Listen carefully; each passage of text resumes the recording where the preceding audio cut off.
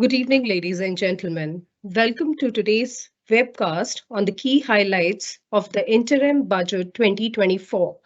Before our speakers share their valuable insights, here are some housekeeping rules.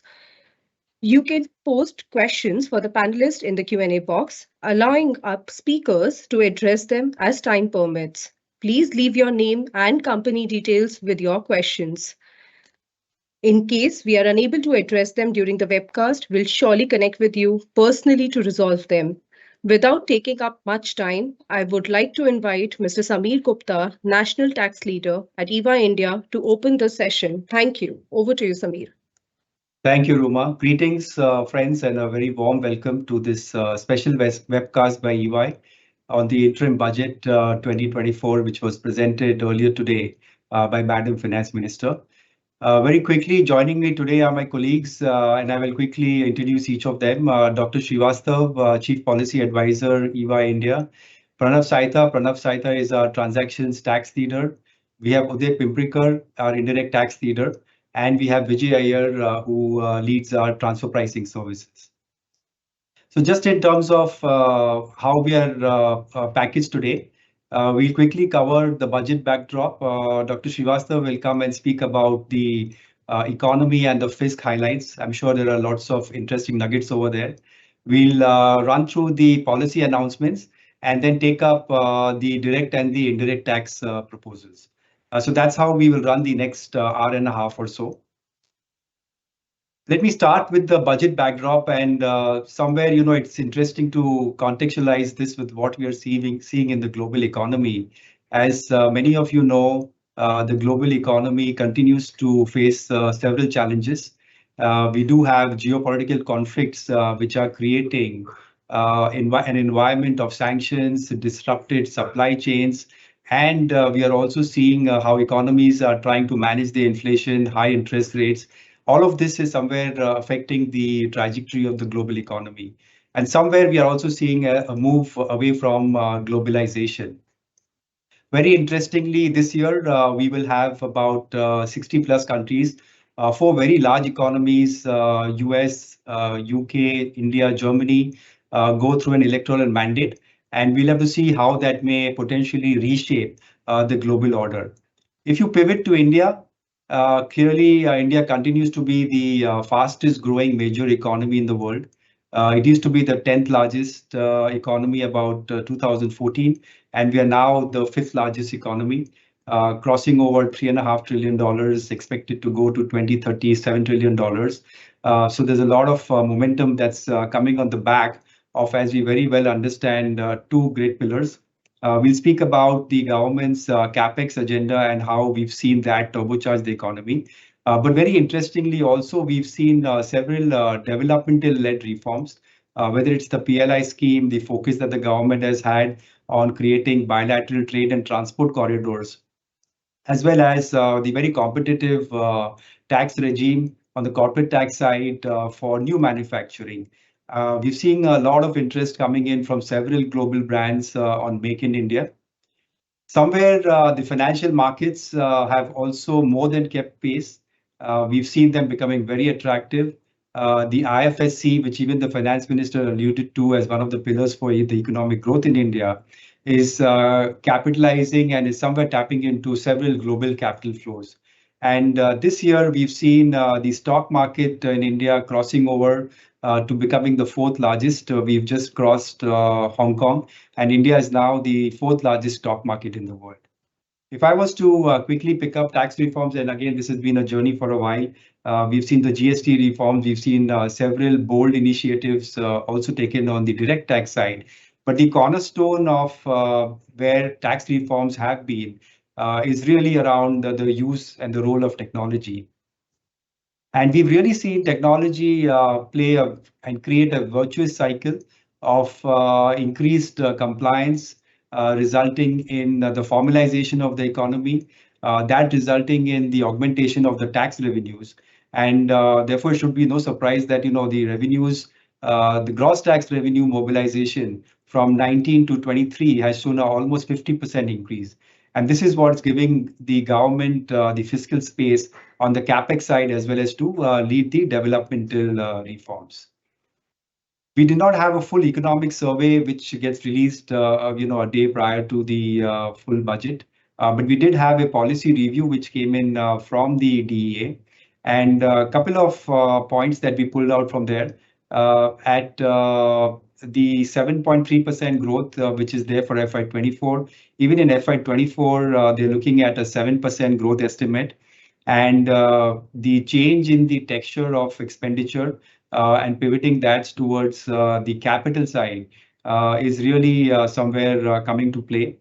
We are seeing a lot of mention by the government also in the policy review around the role of states and the increasing manner in which states can combine to continue on the reforms journey, focusing on health, education, and labor. I thought it would be useful to just call out some of the challenges which are also identified in the policy documents. And again, some of these are not surprising. The world global demand situation continues to be on the weaker side. That also affects the external sector for the economy. And there is a lot of focus, therefore, that the review speaks about when you're looking at exports, especially merchandise exports, on the need to reduce logistics costs as well as the focus on quality to get a greater share of the global markets. And the other big piece which comes out is around reaping the benefits of the demographic dividend, and therefore the requirement to focus differentially on creating the skilled workforce and, more importantly, a digitally skilled workforce. Some of the areas of future reforms, and I think we will speak about this as we get into the policy statements as well, is the focus around health, is the focus around energy, is the focus around better compliance on the MSMEs. And therefore, also from a labor point of view, gender balancing as well as digitally skilling and learning. I think those are the items which I just wanted to mention from a backdrop point of view. And now we'll quickly move to some of the announcements made by the finance minister. So if I can bring Dr. Srivastava in over here. Dr. Srivastava, if you can just quickly take us through the economy and the fiscal highlights, please. Well, thank you, Samir. Thank you very much. Greetings to you all. The question uppermost in our minds was, how would the government handle the trade-off between fiscal consolidation and growth? In fact, as you know, growth was very much dependent on stimulus given by the government, which was focused on capital expenditure growth. And if you look at a slightly longer picture, in the point where Indian economy went through a trough in terms of real growth was the COVID year of FY21, where the growth, real GDP growth, was negative to the extent of minus 5.8%.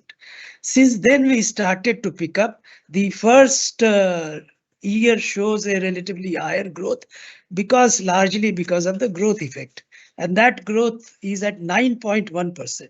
But after that, the growth has stabilized just above 7%. And that is the one that the DA's economic review says that we are headed towards maintaining a 7% plus growth in the medium term. So the question was whether fiscal consolidation would be given a higher priority and some growth would be sacrificed. Now, the issue is that actually the budget does not spell out a real GDP growth estimate. It only provides a nominal GDP growth estimate to which we will readily come. But at the moment, if you look at the real GDP growth in terms of the chart that is in front of you, the lower curve on the right-hand side indicates real GDP growth. And if we go beyond FY24, then from 7.3, taking the economic review estimate of 7.7%, if that growth is delivered and combined with a reasonable adjustment on fiscal consolidation, our assessment would be that this is a budget establishing a healthy balance between fiscal consolidation and growth. Now, 7.3 is the realized growth in terms of advanced estimates, which is the last column in the two tables on the left-hand side.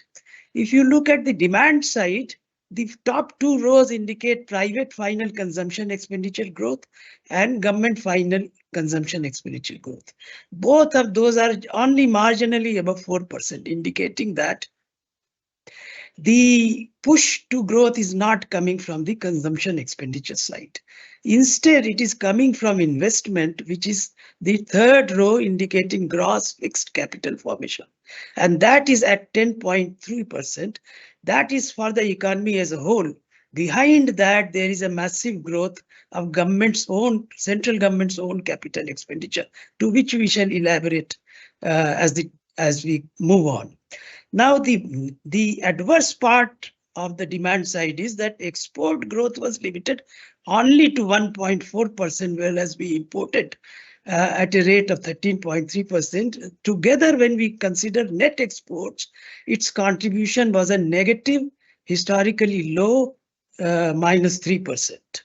That is to be negated. That is the global influence on the Indian economy is to be negated by domestic demand push. And that has come from capital expenditure as far as policy making is concerned. Now, the lower part of the table indicates the balance between output sectors. And here you will see that some of the sectors have shown, some of the important sectors have shown very robust growth, like construction and the two service sectors, transport and storage and communication sector, the financial services sector, and so on. So the growth that we got delivered in FY24 is balanced, and it is driven by capital expenditure growth, to which the government of India has contributed significantly. Then if we move now to the next slide, we will have an idea of the Indian growth in the global context. But first, just let us look at the real growth and nominal growth, which are given on the left side table. Real growth we are taking from the review document at 7%. Nominal growth is given by the budget at 10.5%. The implicit price-based deflator is 3.3%. Now, if we have to take a call on whether this is an underestimate or realistic, I would say that the implicit price-based deflator in the FY24 budget was at only 1.4%. So 3.3% is a definite increase in that. It could turn out to be even higher, but then we have to wait for that. If it turns out to be higher, it will augur well for the Indian economy because that will contribute to overall tax revenue growth and buoyancy. Now, place India in terms of the global context. India appears to be doing very well, not only in terms of our own estimates, but also in terms of the estimates which were released only 2 days back by the International Monetary Fund. And in their assessment also, although it is not 7.3 and 7%, it is still as high as 6.7% and 6.5% in the 2 years, which is more than 100% of the world growth rate. So clearly we are established as a global growth leader. So given that growth perspective, we can now move to the fisc. Next slide, please. Here we have a picture of the tax revenue growth and prospects. And we see that in FY24, revised estimates as compared to actuals of FY23, gross taxes are estimated at 12.5%.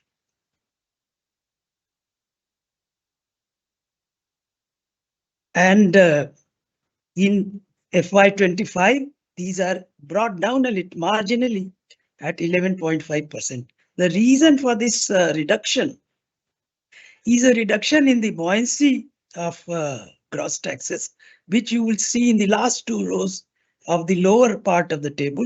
From 1.4 buoyancy is revealed in the revised estimates. Buoyancy of center's gross taxes is estimated to be 1.01. So just about 1.1.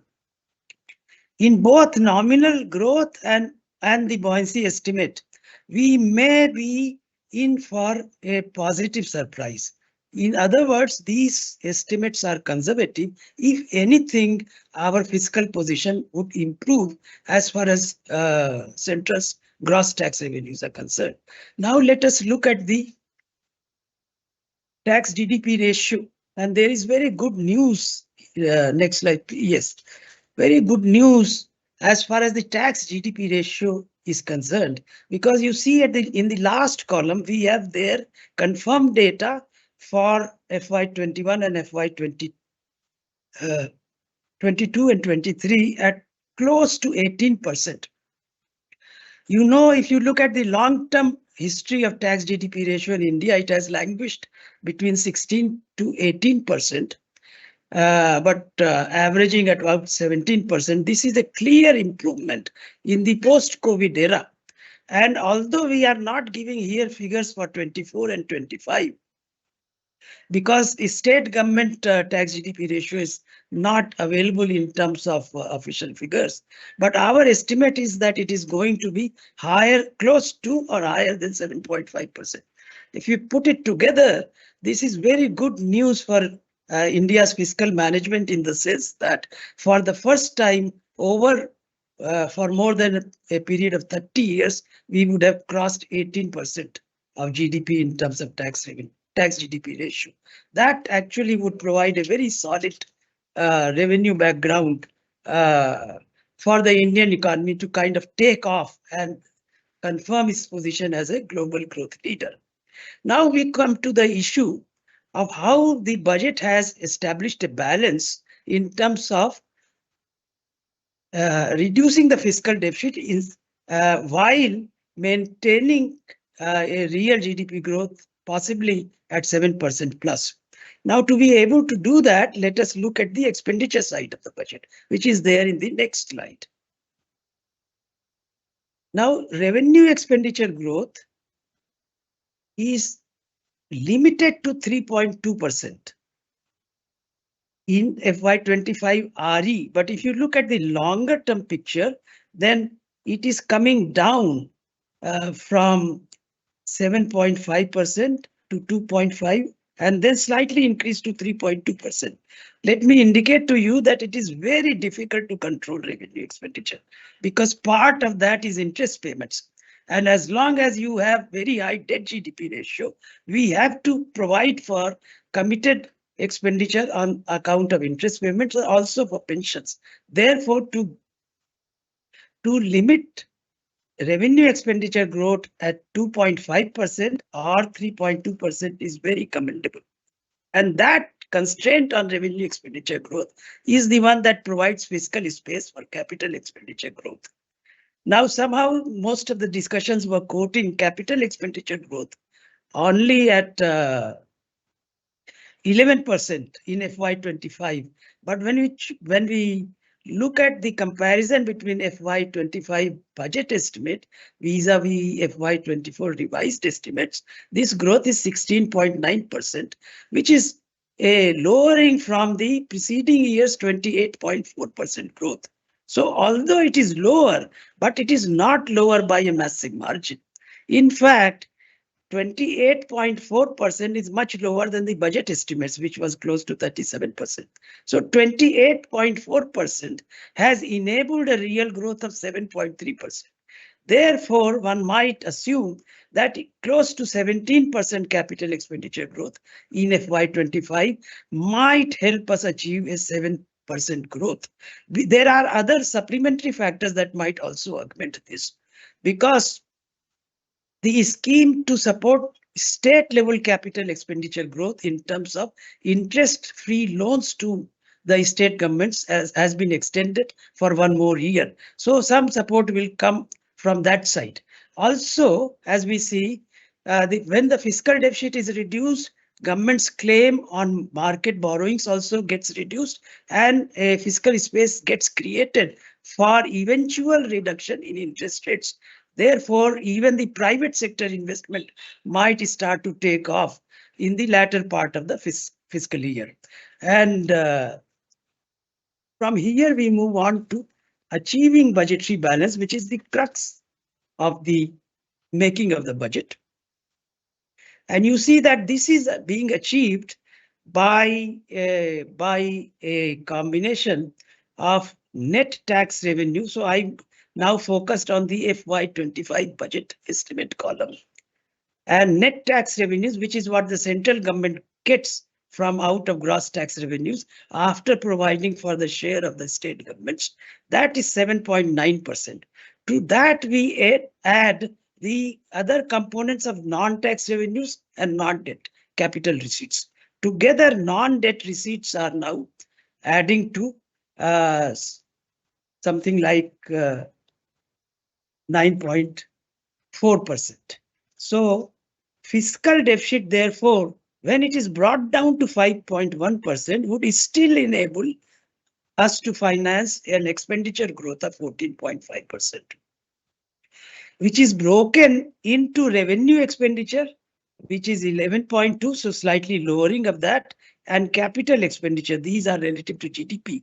So relative to GDP, revenue expenditure growth, you notice the whole set of 4 observations there being brought down on trend basis from 13.6 to 12.7 to 11.9 to 11.2. That's a wonderful management of fiscal affairs. And capital expenditure being brought up 2.5 to 2.7 to 3.2 to 3.4. Therefore, the overall management of the fiscal aggregates is such that we are able to show to the world that we are well on the fiscal consolidation path after having suffered the COVID shock, which was exogenous in terms of its roots. Now we have just 1 or 2 more slides. And the critical slide for this purpose is the longer term path. So we move to the next slide, Rohit. Shows a downward trajectory from the COVID shock of gross fiscal deficit relative to GDP. So it is going down incrementally from 9.2% all the way to 4.5% in FY26. This is what enables the government debt GDP ratio, which is shown in the lower right-hand table, from 56.9%, it falls to 56%. And the consolidated debt that is given, that is sourced from the IMF, that is still as high as 82.3%. There has been a debate recently about the IMF saying that under a stress scenario, India's combined debt GDP ratio might even exceed 100%. But I think the kind of trajectory that we are following, if we are not subjected to a major exogenous shock, we would not reach that kind of stress scenario. So I think we are establishing a robust balance where we have not given way to any major social sector giveaways and focused on fiscal consolidation, which would provide a background for maintaining robust medium-term growth. Just 1 or 2 minutes just to indicate, next slide please, that on social sector spending a very marginal increase has been provided. So we have listed here a set of major social sector schemes. But if you look at their share in terms of primary expenditure, there is only a marginal increase. It is not a conventional budget before elections, so just very marginal increase, and therefore that's fiscal responsibility. So, and last slide that I have is on subsidies. Here I would like to spend 1 minute because I think this is a major achievement of the central government, and I would like to focus on the left part before we reach the peak, on the right part before we reach the peak. That peak is 3.6% in the COVID year. Leave that, and you see the major achievement of this government in both first term and second term is to bring down the share of major subsidies as percentage of nominal GDP. It used to be much higher than even 2%, but it has been brought down to close to 1.1%.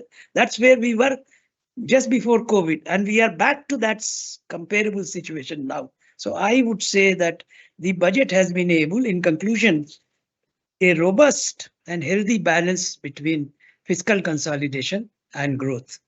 I'll stop here, Samir. Thank you very much.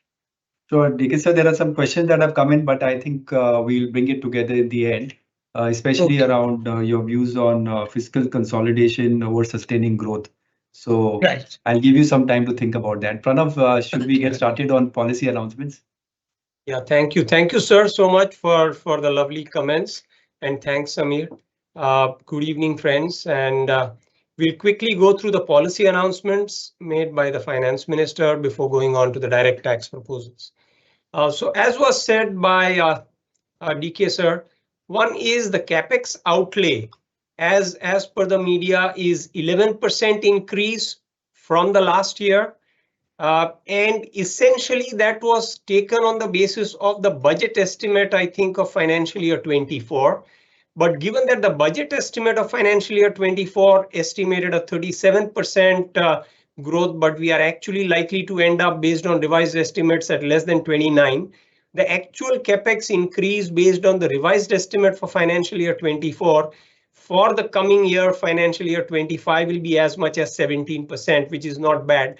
And that aggregates to about 11 lakh crores, which is 3.4% of the projected GDP, which is still a significant push for the infrastructure sector in particular. Also, specifically, the government has announced 3 major railway corridor programs for multimodal connectivity, which should significantly help from a logistics standpoint in addition to the existing 2. And of course, modernization through 40,000 normal rail bogies to be converted to Vande Bharat standards. So clearly the aspirations of the Indian diaspora now clearly showing up in terms of large capex spends, including for infrastructure. On the energy side, the government has announced rooftop solarization programs where about 1 crore households are set to benefit in the form of 300 units of free electricity per month. The finance minister did point out that it would translate to benefits of about 15 to 18,000 rupees per household per year, which is pretty significant. And we are also told that that will further accelerate electric vehicles charging through the solar rooftop program and so on, apart from providing employment to various people in and as part of the solar rooftop program of the government. So that's something that helps from various different standpoints. The climate change agenda of the government, infrastructure spending, savings and more money in the hands of households, and so on. Certainly a welcome move. Again, the government is talking of a big push for the commitment that has made for net zero by 2070, and in conjunction with a various series of steps which the government is taking, we are told here that the viability gap funding for offshore energy, wind energy with an initial capacity of 1 gigawatt will be done, which in turn will help the government's commitment towards net zero by 2070. We are told further that the coal gasification and liquefaction capacity of about 100 MT by 2030 is meant to reduce dependence on natural gas, methanol, and ammonia, which again should significantly help the climate change agenda of the government. Further, we are told there will be phased blending of compressed biogas in both CNG as well as piped natural gas for domestic consumption, which would both be mandated, once again helping on the climate front. And finally, financial assistance has been promised for procurement of biomass aggregation machinery to support collection.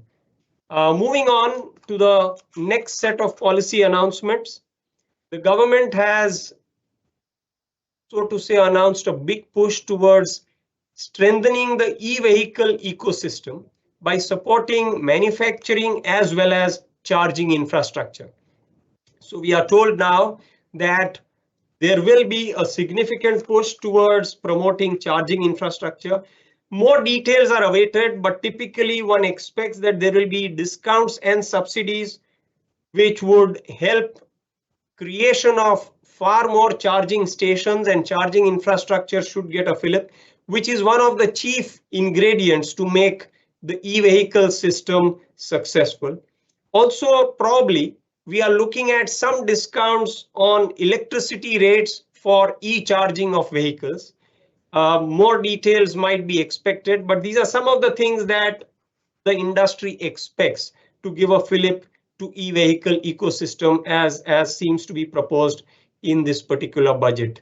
Further, we are told that adoption of e-buses for public transport will be encouraged through payment security mechanism. As we understand today, many of these e-buses which are operated and supplied by e-vehicle manufacturers, the payment remains extremely uncertain from the state governments and the bus operators, which are primarily driven by the states, whose funding is really very tricky and collections are extremely dicey. And that's where chances are that an escrow mechanism would be created, whereby the central government will ensure that these e-buses supplied for public transport to state government agencies would have an assured payment from the point of view of the e-bus suppliers and operators, which could significantly promote the functioning of e-buses for public transport. Other key announcements that we are seeing are essentially a 1 lakh crore corpus created by the government, which will be created by the government for providing 50 years interest-free or nominal interest loans for research and innovation in sunrise sectors. Certainly, this is one very welcome move. India has to move up the value chain in terms of innovation if it has to have its place under the sun in the global environment. And this should be one step which can significantly help in terms of innovation and research in India. Also, we are talking of attracting far more FDI. Currently, the finance minister has indicated, and so also it's clear from the review of the economy that came yesterday, that the FDI over the last 10 years from 2014 to 2023 or 9 years has been $596 billion, which indeed is twice the FDI for the immediately preceding 10-year period from 2005 to 14. But I'm not too sure that that's enough. In fact, recently what we are seeing is in the global ecosystem that the quantum of FDI that was being diverted to China over the last few decades was phenomenal. In certain quarters, China had FDIs of exceeding $100 billion in one quarter. And there were certain quarters where that's the kind of number that they were seeing in one quarter. Suddenly, however, FDI and foreign investments in China has dipped very dramatically. In certain quarters has even gone to negative. The point I'm trying to make is that there's so much that India can gain out of the funds that become available globally for investment in other jurisdictions. And even smaller countries like Indonesia, Poland are seeing a huge uptick in foreign direct investment. In fact, Mexico, Brazil are also seeing multifold increase in foreign direct investments or investments from foreign sources. I think India could get a much larger share of this pool that gets released by the drop in the foreign investments into China. And here what the government is saying is that the thrust on negotiating bilateral investment treaties is very clearly on their agenda to help attract further FDI. I think an extremely welcome move. Also, we are told that from the numbers in the budget documents that there's going to be a significantly enhanced allocation towards PLI and semiconductor incentive schemes. Once again, an extremely healthy move indeed. We are seeing, in fact, the PMI that came out probably earlier today, is showing a huge uptick in manufacturing. In fact, the PMI for manufacturing, which was, I think, 54.9, has gone up above 56.5. Anything above 50, as we know, typically shows expansion. So finally, the Make in India or the manufacturing fillip seems to be gaining momentum. And this step certainly would be a welcome move, helping the Indian industry. Yep, we can move on to the direct tax proposals very quickly. Yep. And Pranav, very interestingly, as we were seeing today, that the Yes. cabinet has also cleared something on the India UAE side on the bilateral investment. So some of that is also coming together quite well.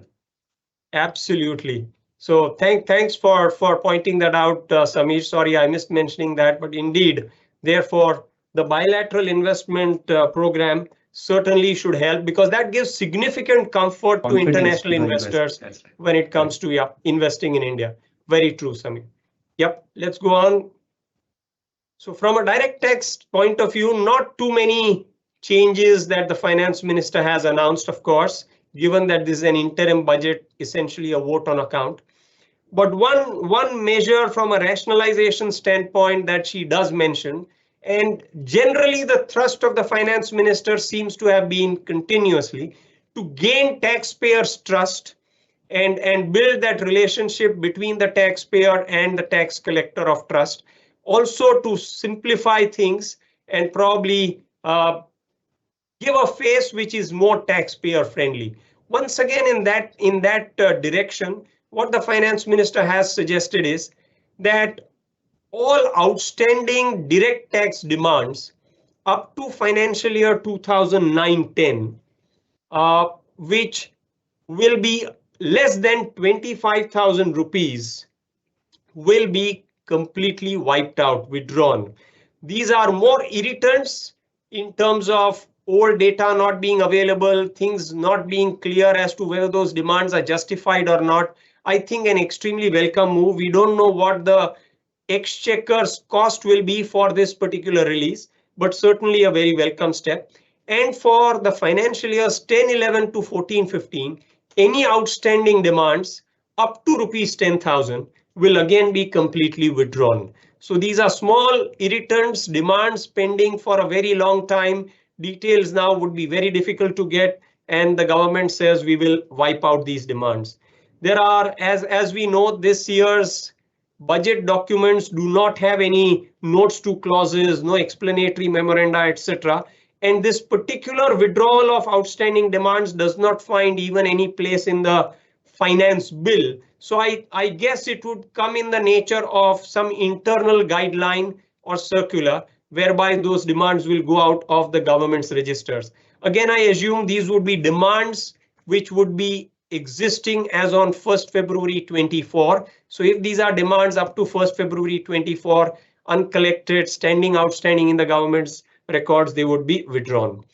We move on to incentives, where there were several incentives which were expiring for certain things not happening up to 31st March 2024.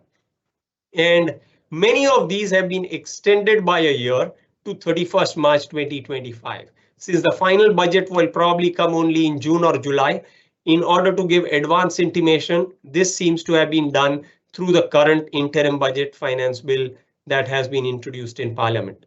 So one is investment divisions of any IFSC banking unit, non-resident IFSC banking units, which were already entitled to exemptions in terms of any income from foreign securities or even capital gains from Indian securities other than equity shares. We are now told if the commencement of the investment division or the investment operations by such non-resident IBUs is started before 31st March on or before 31st March 2025, they would get exemption, so to say, in perpetuity. So that's certainly a welcome move and gives one more year for non-resident IBUs to start investment divisions in the IFSC. Again, IFSC has been big on the government's agenda. Continuously, they've been trying to ensure that they do all the things that make it an attractive investment destination. Once again, for sovereign wealth funds and pension funds, we know that in 2020, I think 2019 actually, provisions were introduced which clearly provided that if investments were made in certain eligible infrastructure projects, companies, the SWFs and pension funds which were based on an application notified or approved, they would get complete exemption from dividend income taxation, interest income taxation, and any kind of capital gains, both on shares, units, etc., as well as debt instruments, both short-term and long-term capital gains. And we are now told that this would be extended. As per the original proposal, these were applicable to investments made up to 31st March 2024. We are now told that that sunset is being extended. So investments made by SWFs and pension funds in these infrastructure companies, entities, and some of these instruments, debt instruments, shares or units, made up to 31st March 2025 will now enjoy the benefit of income tax exemption. This applies to dividend, interest and capital gains, both short-term and long-term, provided the investment is made before 31st March 2025. For eligible startups, as we know, they enjoy a 10-year tax holiday, provided they are set up or the company is incorporated before 31st March 2024, 100% deduction they enjoy in respect of their business income. We are now told that the deadline for incorporation of such eligible startups will stand extended to 31st March 2025. Yep, we can move on to the next slide. As we were talking of the IFSC unit, apart from investment divisions of non-resident IBUs, as we are aware currently, non-residents who are leasing aircrafts and ships to IFSC units are not subject to withholding tax in respect of royalty and interest income on leasing if the amount is being paid to such non-residents by an IFSC unit. That particular provision applied in respect of commencement of operations by the IFSC unit up to 31st March 24. This has now been extended till 31st March 25. And such IFSC units, if they transferred the particular aircraft or ship, were entitled to income tax exemption on income arising on the transfer of the aircraft or ship. Now we are told that this IFSC unit can be set up to 31st March 25 instead of 24 in order to enjoy this particular exemption on income arising from transfer of leased aircrafts or ships. So both for leasing, withholding tax paid to non-residents, as well as capital gains or business income arising on transfer of the leased aircraft ship, that exemptions, both the exemptions stand extended if the unit is set up before 31st March 2025. Moving on further, we well know and what was hoped for, I'm not sure whether it was anticipated, Pranav, but surely hoped for. Yeah, sorry, Pranav. I was just to mention, Pranav, on the earlier slides, which you covered quite well on the IFSC. I think on both fronts, on the leasing side, the finance minister did speak about the aspirations of Indian aviation industry, 1,000 aircrafts. So the extensions is definitely going to help setting up of those, potentially captive leasing units by the airlines, right? So that I think was a welcome step. And even on the SWF, given the national monetization program of the government, correct, to get the funds in and to get them in time so that as they offload the assets, the funds are up and running. I think that extension is also a very big step in that sense. Indeed, very true. Thanks again for the intervention, Samir. Really appreciate it. So as I was mentioning, what was hoped for was that the concessional tax rate of 15% and 115 BAB for new manufacturing companies and cooperative societies would probably be extended. Currently, as we all know, if the manufacturing and production activity commences on or before 31st March 2024, the benefit of the concessional tax rate of 15% is available to that corporate entity, and that would be available in fact in perpetuity. So long as the company has started manufacturing or production before 31st March 2024, the benefit of the concessional tax rate is then available for the life of that company, and therefore that's a big concession. The hope was that this date for commencement of manufacturing production would be extended to March 25. However, that is not to be. The interim budget has been clearly silent on this point, and the fact that several other sunset dates have been extended, but this has not been touched, seems to clearly indicate that this is a very conscious call made by the government. Okay, moving on. The other change that we see is really trying to codify the circular that came in June 23, I think June 2023, which was to some extent relaxing the TCS on LRS payments. Essentially, that circular did provide for certain concessions, and what the finance bill seeks to do is to bring that clearly into the statute, most of it. And therefore, what we are now seeing is that for TCS applicable to liberalized remittance scheme for any medical and education expenses, which are up to 7 lakh per year, there is no TCS applicable at all. But for any liberalized remittance scheme payments for medical and education expenses above rupees 7 lakhs, the TCS applicable would be 5%. Similarly, if the LRS is for any purpose other than medical or educational, then up to 7 lakhs, it was nil, above 7 lakh 5% till September 23. But on and from 1st October 23, the TCS applicable would be 20% if the amount exceeds 7 lakh of rupees.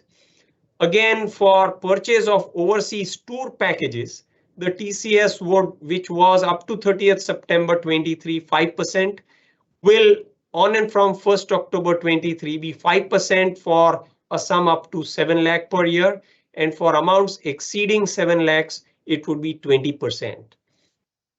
So these are basically putting into the statute what was always expected by virtue of the June 23 circular. Okay, moving on.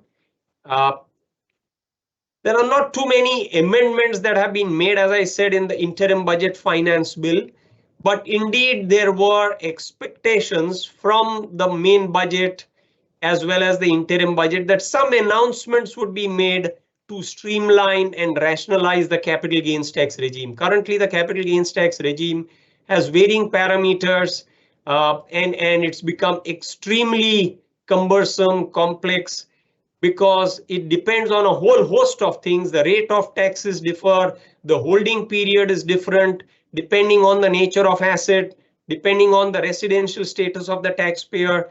At times indexation benefit is available, at times not. In non-residents case, certain situations, exchange rate adjustment applies. Grandfathering in certain situations is available of the fair market value as on 31st January 18, in some cases not. So a whole host of things have evolved in the capital gain regime over a period of time.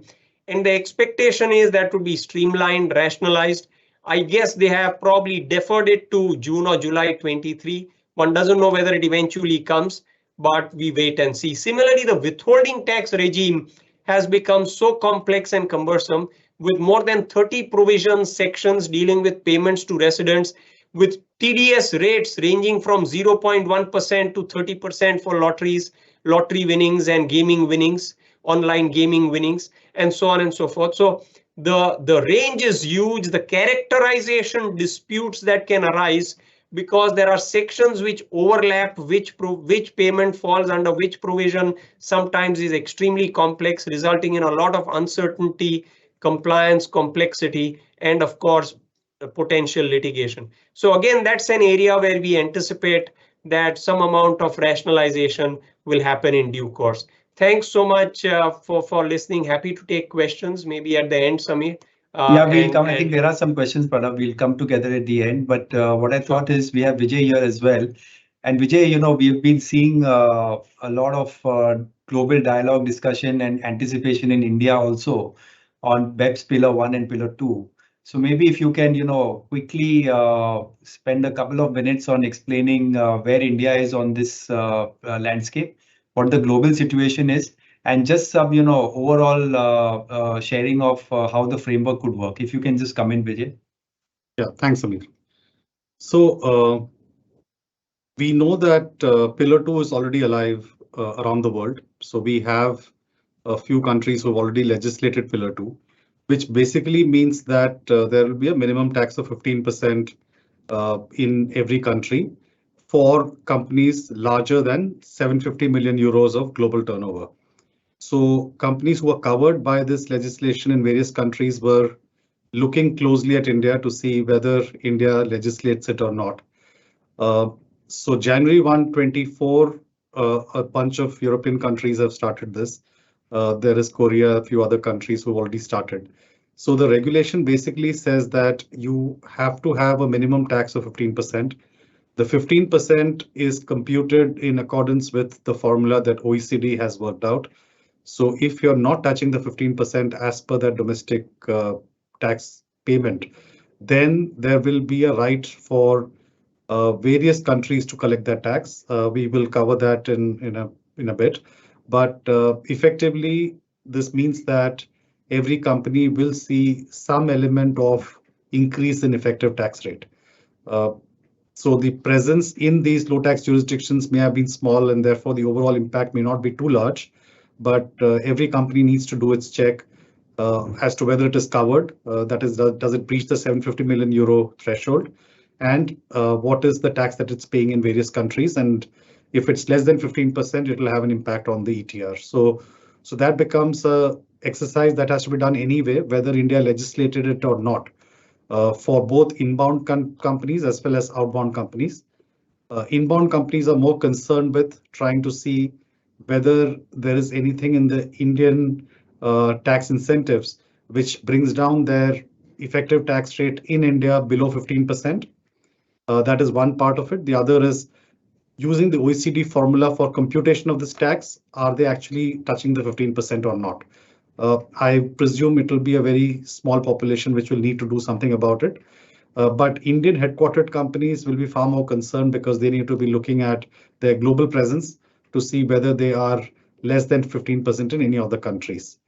So we can move to the next slide.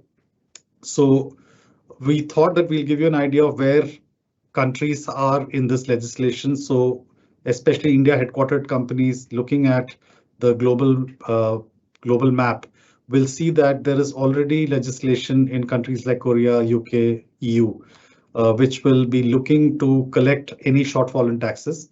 That shortfall in taxes could be in any of the subsidiaries that the company has, or it could be at the headquarter level itself. That is at the India headquarter level itself. If you don't meet the minimum tax, there will be rights to various companies to collect that tax. There are some countries which have come up with draft legislation, and some which have already expressed their intent that they will be legislating this very soon. So this is reality for calendar year 24. This exercise has to be done, and differential tax has to be paid. The filings and the compliance and the returns in this respect will happen 18 months later. So there is some time for the final tax filings on this, but as in the tax return filings on this, but the tax payment and the liabilities will start accruing right away. And therefore, companies who are more than 750 million euros in global turnover will have to start looking at these countries and start estimating what their effective tax rate is and whether there's any differential tax to be paid. We can move to the next slide. So what we thought is that we'll give you an idea of, sorry, okay. So I thought there was a table we were trying to explain this, but effectively. No, so we can come back to that, Vijay, maybe in a minute or so. But if you just want to summarize quickly. Yeah, so effectively you have to see why did India not legislate it? There were points of view that were floating around.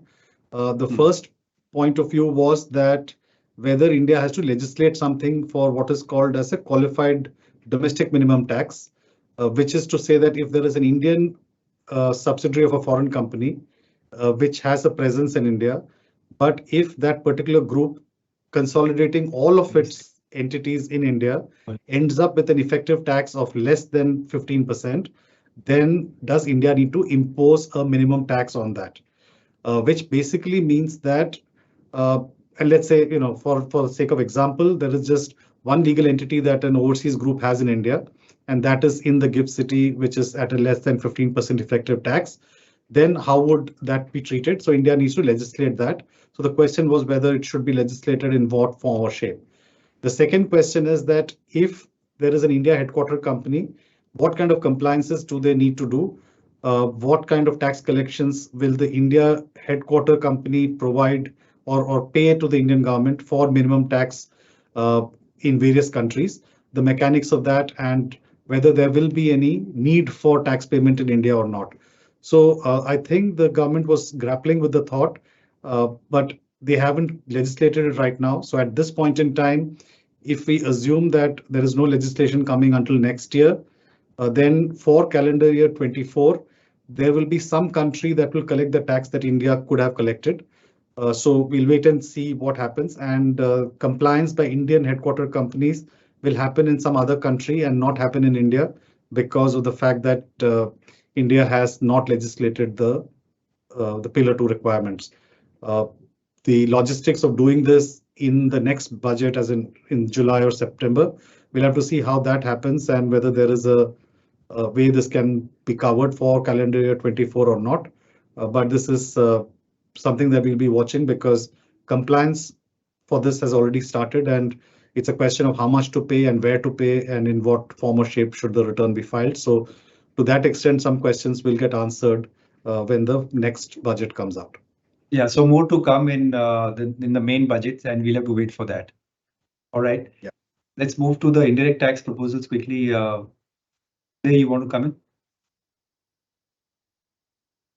Yeah, thanks, Samir.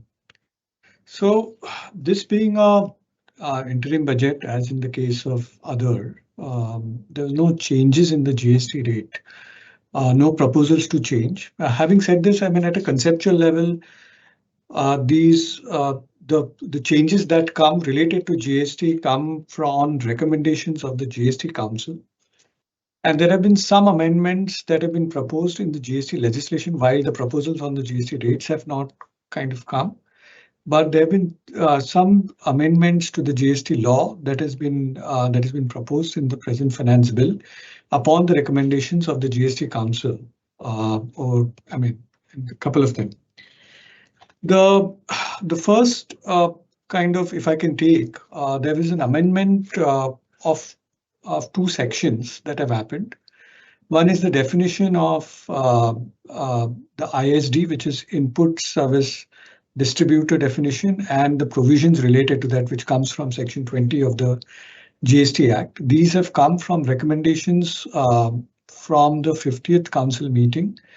What basically, I mean, just to explain, under the GST law, there is a concept called Input Service Distributor, which allows a specific registration to receive services which are common services and allocate the credit related services. At present, this particular mechanism is optional. This particular issue vis-a-vis this ISD, whether it is optional or mandatory, came up about a couple of years back, pursuant to certain advance rulings, and then this was taken up for discussion purposes at the GST Council. The 50th Council kind of recommended a couple of things. One is they recommended that making this ISD procedure of distributing input tax credits to other registrations of the same entity mandatory for third-party common services. It meant that any third-party common services, you need to collate those credits or invoices, or even self RCM reverse charge mechanism kind of taxes paid onto this particular pool or this registration of ISD and then distribute it. And those recommendations of the 50th Council got codified in a sense and recommended or placed before the 52nd Council, which happened a few months back. And those recommendations of the change in law has actually seen now.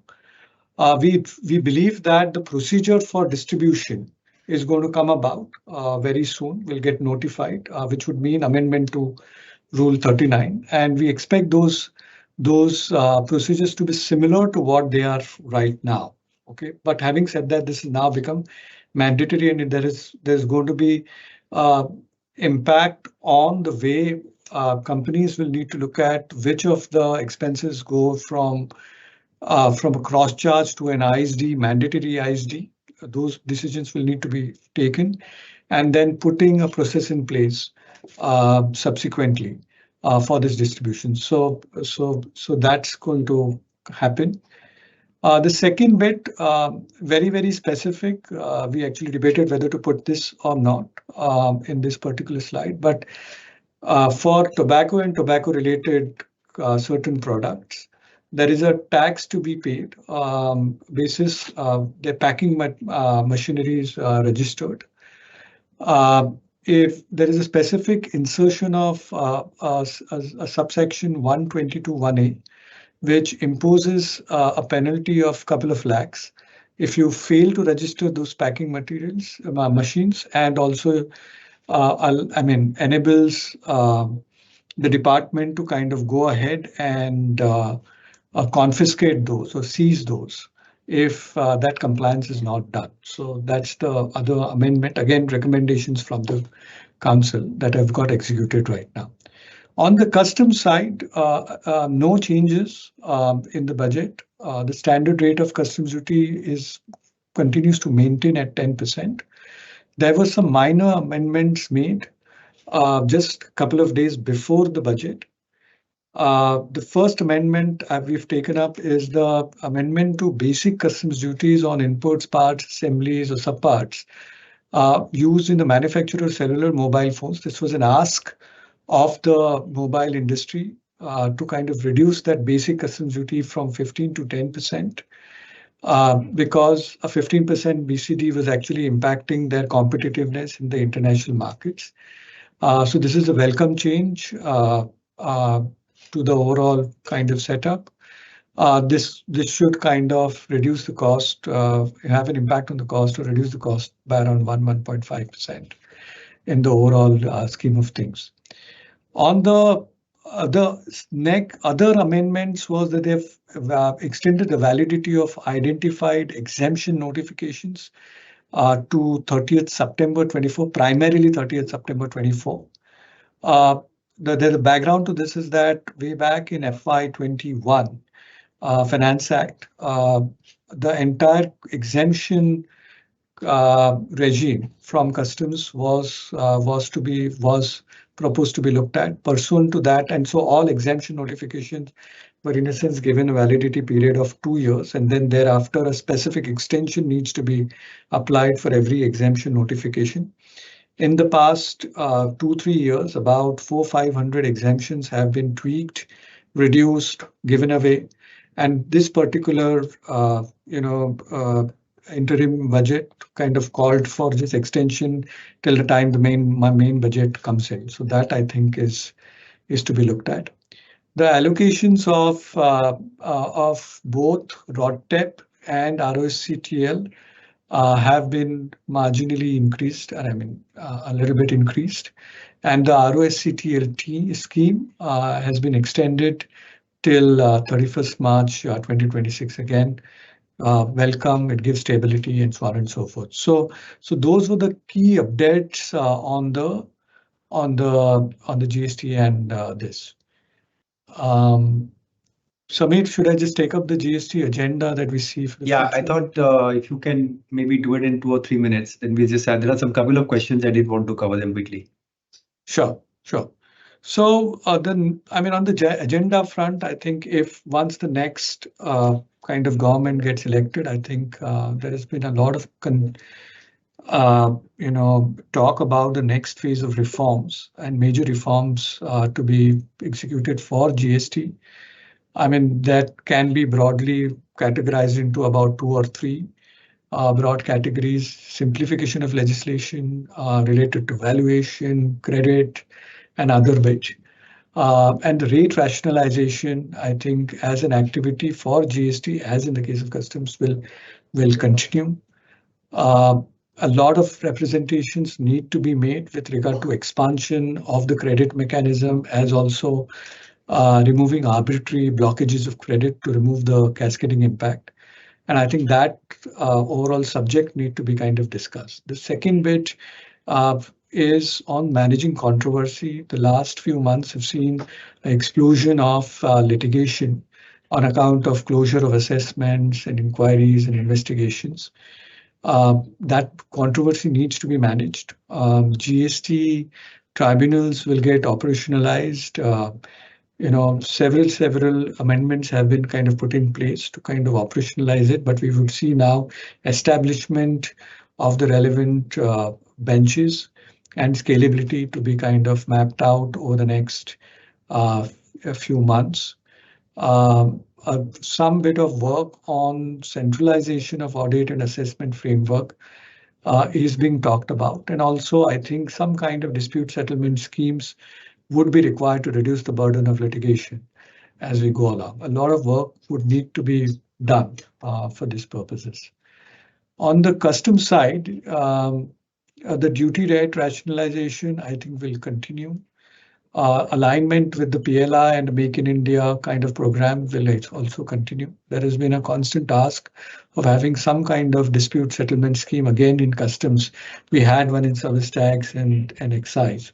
So now doing that in customs has been kind of to be considered.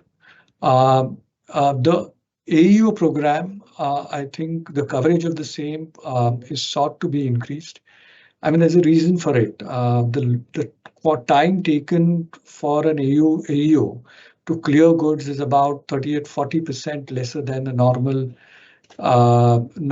kind of import as per the TRS, time release study conducted by the customs. So they will look at this very, very carefully as we go along, and continuing the enhancement of the free trade agreement. I mean, as of now, conversations on the free trade agreement related to Oman, UK, the EU and the EFTA, which basically the European Free Trade Agreement, which covers Switzerland, Norway, Iceland, Liechtenstein. And I think that conversation will quickly happen. Oman, UK and the EFTA are in almost the final stages of coverage, and that should significantly enhance our ability or creating our ability to create the corridor between India, Middle East, and Europe quickly. It's critical for that, and I think the further revamp of IceGate is also being kind of looked at very carefully as a part of improving our global trade rankings, as in the case of AEO. They're looking at implementing the IceGate 2 with better analytics, contemporary functionalities, APIs for seamless integration, and so on and so forth. So exciting times for even customs bit as we go along. So that would be the broad activity that we'll see over the next few months, I would think. Samir. All right. Okay. Thank you. Thanks, Uday. Thanks for the way forward. So we did have a few questions.